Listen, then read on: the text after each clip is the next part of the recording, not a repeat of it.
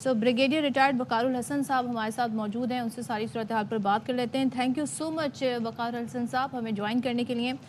ये बताइएगा कि हम आज अगर हम अपने ख़त्े में ही देख लें, हम अपने पड़ोस में ही देख लें, तरक्की का अमल बांग्लादेश की बात कर लें, इंडिया की बात कर लें, जिस तरीके से उनकी मईशत आगे बढ़ रही है, इसलिए कि वहाँ पर हम एक तरह की पॉलिटिकल स्टेबिलिटी देखते हैं, इख्तिलाफात होते हैं, वहाँ पर भी थोड़ी सी वोलेटाइल सूरत हाल होती है, मगर मामलात इस हद तक नहीं जाते कि लाइन ही क्रॉस कर दी जाए। आप समझते हैं कि पाकिस्तान की अशद ज़रूरत है मईशत के इस्तेहकाम के लिए, पॉलिटिकल स्टेबिलिटी का आना?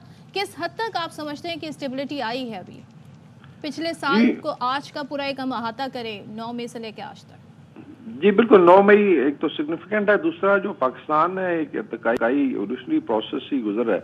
और ये अच्छी बात है कि पिछली जो 3 से 4 गवर्नमेंट्स हैं वो इलेक्शन के थ्रू चेंज हुई हैं। सो आई थिंक एक तो मेजर शिफ्ट है पाकिस्तान के लिए। बाकी आपकी बात सही है, बांग्लादेश में भी एक टाइम था, बहुत ज़्यादा स्टेबिलिटी रही, हड़तालें होती थी और गवर्नमेंट नहीं करने दी जाती थी। तो अभी I think they have decided इस तरीके से भारत में है।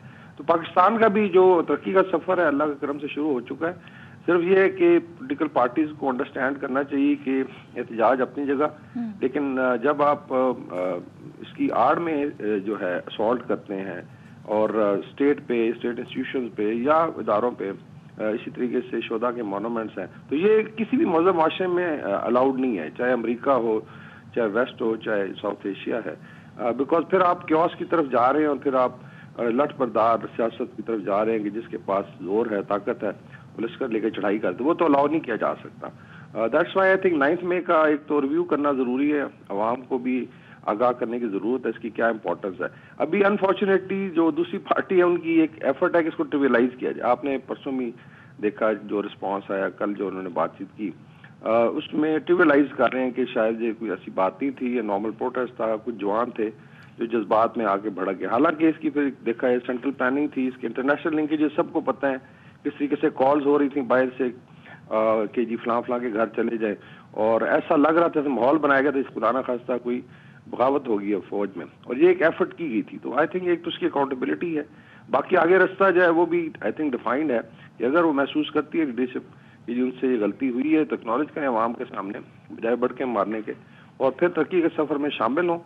नेक्स्ट इलेक्शन आएंगे, उसके अंदर फिर जो भी पार्टी परफॉर्म करेगी वो आगे चली जाएगी। अभी इनकी गवर्नमेंट भी है केपी में, वहाँ पे परफॉर्म करके दिखाए। तो मेरे ख्याल में आपकी बात ठीक है कि जो सियासी इस्तेकाम है इस वक्त अशद ज़रूरत है, और इंशाल्लाह पाकिस्तान ने डिसाइड किया है कि पाकिस्तान अभी इकोनॉमिक स्टेबिलिटी के लिए पॉलिटिकल स्टेबिलिटी भी लाएगा, और दूसरा जो SIFC के इनिशिएटिव्स हैं उसमें मेजर आई थिंक मूव्स हो रही हैं और इंशाल्लाह चीज़ें काफ़ी बेहतर हो जाएंगी। वकार साहब, इस एक साल में व्हाट डू यू थिंक हमारी कौम ने, हमारी सियासी अशराफिया ने, या फिर हम सब ने मिनहजुल कौम हमने क्या सीखा भी या नहीं सीखा? क्या हम इस बात पे आ पाए कि डंडा नहीं दलील जो है वो ज़्यादा ताकतवर होती है? इसमें टाइम लगता है, क्योंकि जो अभी मैं नाम ले लेता तो PTI की जो स्ट्रेटजी थी इवन 9 मई से पहले और इवन उससे पीछे चले जाएं, तो जो हेट और आप कहने गालम गलोच की सियासत स्पेशली थ्रू सोशल मीडिया, वो इन्होंने आई थिंक इसमें आई वुड से कि बड़ी एक्सपर्टीज हासिल की, और फिर उन्होंने समझा कि शायद यही तरीका है। अगर आप देख लें जिस तरीके से डायलॉग्स बोले जाते हैं, फिल्मी डायलॉग, और दूसरों की पगड़ी उछाली जाती है, खवातीन का इसी तरीके से आप कह लें इज्जत उछाली जाती है, तो ये एक मॉडस ऑपरेंडी बन गया था कि शायद यही तरीका है। और शायद पॉपुलिज्म में अगर आप देखें सोशल मीडिया वर्ल्ड ओवर कुछ पार्टियां ये करती हैं, ट्रंप को देख लें या मोदी की सियासत है, तो कुछ ना कुछ पॉपुलिज्म या पॉपुलिस्ट सियासत में ये चीजें हैं, लेकिन उसको वेपनाइज करना वो डेंजरस है। वेपनाइज से मुराद है कि अगर आप यूथ को मोटिवेट करके फिर उसको जो है हमले पे उकसाते हैं और वो फिजिकली पे हमला भी कर देते हैं, तो ये फिर एक स्टेज है जो मेरे ख्याल रेड लाइन है। तो मेरे ख्याल में ओवरऑल अगर आप देखें तो अभी आवाम को भी समझ आना शुरू हो गई है।